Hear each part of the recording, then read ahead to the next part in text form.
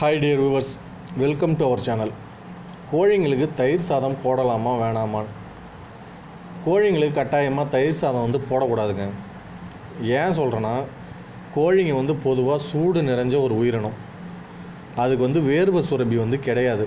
அதனால் அது என்ன பண்ணும், ஒன்று வாயை திறந்து வாய் வழியாக வெப்பத்தை வெளியிடும், இல்லைனா மோஷன் வழியாக வெப்பத்தை அது சிறுநீர் மலம் ரெண்டும் கழிக்கக்குள்ளே வெப்பத்தை வெளியிடும். இது ரெண்டு தான் கோழிகளுக்கு இருக்கிற ஒரே வழி. அதுங்களுக்கு வேர்வை சுரப்பி கிடையாது. அதனால் எப்போதுமே கோழி உடல் சூடாகவே தான் இருக்கும். அந்த உடல் சூடு ரொம்ப அதிகமாகக்குள்ள சளி தொல்லை ஏற்படும். அது கவனிக்கலைனா தான் நம்ம எல்லா நோய்க்குமே ஆரம்பம் இந்த உடல் சூட்டால் ஏற்படுற சளியும் அதால் ஏற்படுற பக்க விளைவும் தான். அப்போ உடல் சூட்டை கோழிக்கு தணிக்கிறது ரொம்ப ரொம்ப முக்கியமான விஷயம். இப்படி சொன்னால் உடனே நம்ம என்ன பண்ணுவோம், தயிர் சாதத்துக்கு தான் போவோம். தயிரும் ரொம்ப சூடான ஒரு உணவு முறைங்க. தயிரை பொதுவாக அப்படியே ஊற்றி சாப்பிட்றோன்னா உடம்புல இருக்கிற சூட்டை அதிகப்படுத்தி விடும். ஏன் அப்படி சொல்கிறேன்னா, தயிர் நம்ம யூஸ் பண்ணுற முறையில் தான் அதோட சூடும் குளிர்ச்சியோட தன்மையும் மாறும்.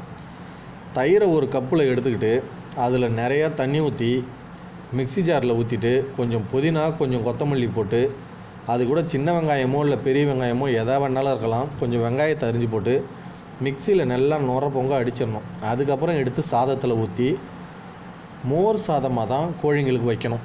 எந்த டைமில் வைக்கணும் அப்படின்னு பார்த்தீங்கன்னா, வெய்ய ரொம்ப அதிகமாக வருது. பார்த்திங்கன்னா 12:30 மணியிலேருந்து ஒரு 3 மணி 3:30 மணி வரைக்கும் வெயிலோட தாக்கம் அதிகமாக இருக்கும்.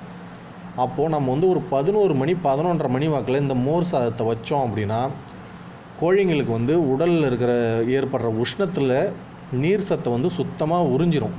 அந்த நீர் சத்தை உறிஞ்சிடுச்சு அப்படின்னா கோழிங்களுக்கு எல்லா நோயும் வர்றதுக்கு முதல் ரீசனே கோழிங்க நீர் சத்து இல்லாமல் இருக்கிறது தான். அப்போது நம்ம இந்த 11:30 மணி வாக்கில் இதை வச்சோம் அப்படின்னா கட்டாயமாக கோழி எழுந்து போய் தண்ணியே குடிக்கலனாலும் அதில் உடம்புல நீர் சத்து குறையாது. அப்படி குறையலைனாலே எந்த நோயும் கோழிங்களுக்கு அஃபெக்ட் ஆகாது.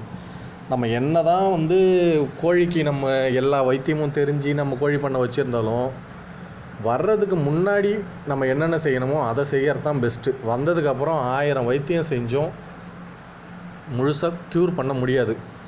பொதுவாக நீர் சத்து குறையும் போது சுக்கா நோய் ஏற்படும், வாத நோய் ஏற்படும். இந்த 2 நோய் ஏற்படக்கூடாது அப்படின்னு பார்த்திங்கன்னா மோர் சாதம் ஒரு சிறந்த தீர்வாக இருக்கும்.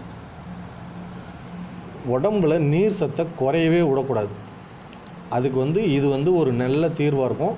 தயவு செஞ்சு தயிராக வைக்காதீங்க. தயிர் சாதத்தை அப்படியே ஊற்றி பிசைஞ்சு வச்சிங்கன்னா கோழியோட உடல் சூடு கட்டாயமாக அதிகமாக தாங்க ஆகும். அதில் எந்த மாற்றமுமே இருக்காது. அதனால் கொஞ்சம் கொஞ்சமாக நீங்கள் இதை மாற்றிக்கணும். முடிஞ்ச வரைக்கும் புதினா சேர்த்துக்குங்க. புதினா உடலை ரொம்ப குளிர்ச்சி ஊட்டக்கூடிய ஒன்று. இது கோழிங்களுக்கு ரொம்ப தேவைப்படக்கூடிய ஒன்று. அதனால் மோர் சாதமாக வைங்க. தயிரை தவிர்க்கிறது தான் நல்லது. இந்த வீடியோ உங்களுக்கு பிடிச்சிருந்தனா லைக் பண்ணிவிட்டு சப்ஸ்கிரைப் பண்ணுங்கள். நெக்ஸ்ட் வீடியோவில் பார்ப்போம்.